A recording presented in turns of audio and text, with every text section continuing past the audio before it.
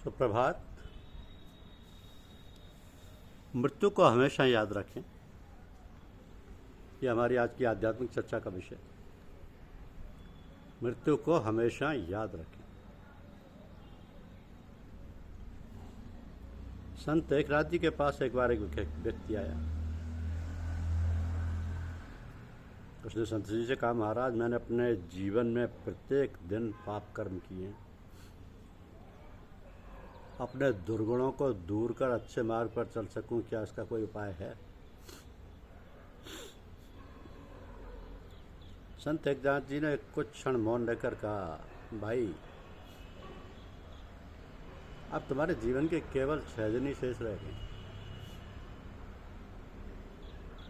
7वें दिन तुम मृत्यु को प्राप्त हो जाओ। पाप ना करने का संकल्प बहुत देर बाद तुम्हारे मन में आया है। ऐसे में भला मैं क्या कर सकता हूँ?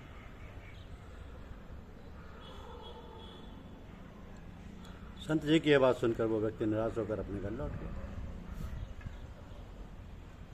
मृत्यु के भय से उसने सैया पकड़ ली और दिन भर राम नाम का जाप करने लगा। 7वें दिन संत एकनाथ जी उस व्यक्ति का हालचाल जानने उसके घर जा पहुंचे। अपने घर में संत जी के आते ही भाव विभोर होकर सैया से उठा और संत जी के चरण पकड़ लिए। एकनाथ जी ने पूछा, इन 6 दिनों में तुमने कितने पाप कर्म किए? उसने कहा, एक भी नहीं। मृत्यु के भय से हमेशा राम का नाम जपता रहा। संत एकनाथ जी ने कहा, मृत्यु को याद रखने वाला मनुष्य हमेशा पाप से बचा रहता है। अब तुम कभी कोई पाप कर्म ना करने का संकल्प ले लो।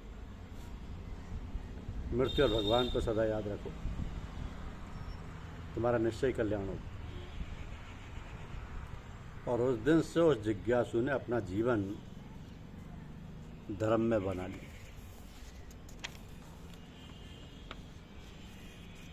धर्म में बना लिया। अभी एक श्रीमान अमेरिका गए थे। वहाँ लगभग वो 2.5 वर्ष रहे। अपने कार्य के अतिरिक्त उन्होंने वहाँ की अन्य गतिविधियों के विषय में जानकारी दी है। उन्होंने बताया कि अमेरिका एक धनी देश है और वहाँ सुख सुविधाओं के प्रचुर साधन उपलब्ध हैं।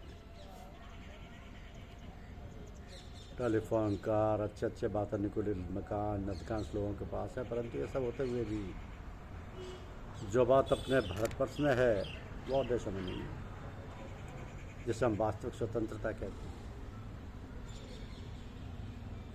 वह मानसिक वातावरण वहाँ पर नहीं है। यहाँ जिस प्रकार का प्रेम भाव आप लोगों में है तथा समय एवं सामर्थ्य के अनुसार सब एक दूसरे के सुख दुख में साथ देते हैं, एक दूसरे के प्रति जो उच्च विचार रखते हैं, इन सब का वहाँ अभाव है। ये तथ्य वहाँ उनको बराबर खटकता रहा। अपने देश में जो सुख और समृद्धि है उसका अन्य देशों से कोई मुकाबला नहीं। तो वस्तुतः सुख और दुख का भाव आपके अंतर में ही स्थित होता है। हमारी केवल ये लालसा रहती है कि अन्य चीज़ें जो हमने देखी नहीं है, केवल उनका वर्णन ही सुना है, दूसरे लोगों से उनको स्वयं देख लें अथवा प्राप्त कर लें। तो वस्तुतः जो प्रेम, शांति और गुण हमारे अपने अंदर हैं, उन्हीं का रूपांतरित रूप हम बाहर देखते हैं। ये समझने का प्रयत्न नहीं करते हैं कि ब्रह्मांड का वह अंश हमारे अंदर समाया हुआ है और उसी की प्राप्ति हमारा लक्ष्य है। इसी के लिए अंतर्मन को जागृत करना है। तो मृग तृष्णा यही तो है कि हम दौड़ते रहते हैं उस जल की झूठी परछाई की ओर, जो सत्य की श्रेणी से बहुत दूर है। फिर भी उस परछाई के जल को प्राप्त करने के लिए मृग दौड़ता है, परंतु उसकी तृष्णा तो समाप्त नहीं होती। फिर तो वह स्वयं ही समाप्त हो जाता है। कौन बतलाए उसको कि उसकी तो नाभि में ही कस्तूरी है।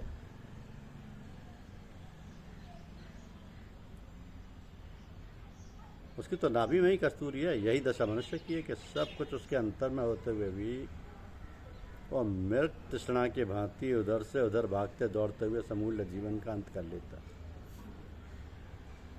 इस प्रकार जब हमें ज्ञान हो जाता है कि जो परम सत्य है, अमूल्य है और वो सब हमारे अंतर में ही है, कहीं और खोजने की आवश्यकता ही नहीं है, तब हम स्थिर मन द्वारा शांति एवं धैर्यपूर्वक उस रत्न को प्राप्त करने का साधन है या प्राप्त करने का प्रयास करते हैं। इस अंतर्मन के अमूल्य रत्न को प्राप्त करने का साधन है आत्मदर्शन। अब ये कैसे प्राप्त हो, ये एक जटिल समस्या प्रतीत होती है, पर वास्तव में ये कोई समस्या नहीं है। जब किसी कार्य को करने का हम बीड़ा उठाते हैं तब वो कार्य पूरा हो ही जाता है। कहावत है ना कि to begin is half done, अर्थात कार्य के प्रारंभ मात्र से कार्य का आधा भाग पूरा हो जाता है। हमें कार्य में अनवरत लगे रहने की क्रिया को समझ लेना चाहिए और जिसके जानकार है उनके पास जाने से और सत्संग करने से अपने आप के विचारों में निर्मलता आती है। उनसे इस विषय में जानकारी कर लेनी चाहिए। प्रतिदिन नियमानुसार बतलाई हुई साधन प्रक्रिया को करते रहना चाहिए। यही जीवन का मोक्ष द्वार है। जब अंतर्मन की शुद्धता एवं पवित्रता का उपाय जानना भी आवश्यक है। जब हम सत्संग में आते हैं, पूजा पाठ करते हैं, इष्ट के बतलाए हुए मार्ग का अनुसरण करते हैं, यही सब उपाय है अंतर्मन की शुद्धता के। धीरे धीरे इस प्रसाधन सामग्री के उपयोग से मन निर्मल हो जाता है, मन की शुद्धता हो जाती है, चेहरे पर निखार आ जाता है। यही है इस प्रसाधन सामग्री की महत्व। समझने का प्रयत्न करें, मनन करें इसका, फिर इस दिशा में अनुकरण करें, धीरे धीरे समझ में आ जाएगी। धीरे धीरे समझ में आ जाएगी। लेकिन मृत्यु का भय सदैव बना रहना चाहिए। मृत्यु का भय जब तक बना रहेगा तब तक इंसान पाप कर्मों से डरता रहेगा और किसी भी गलत काम से दूर रहेगा।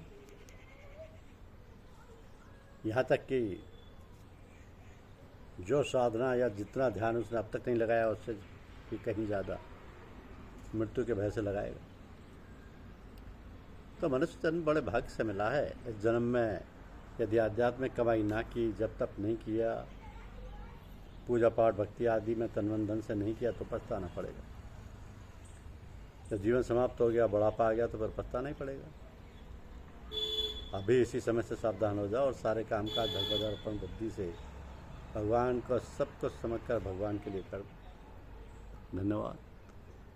YouTube चैनल को लाइक और सब्सक्राइब अवश्य कीजिए। शुक्रिया।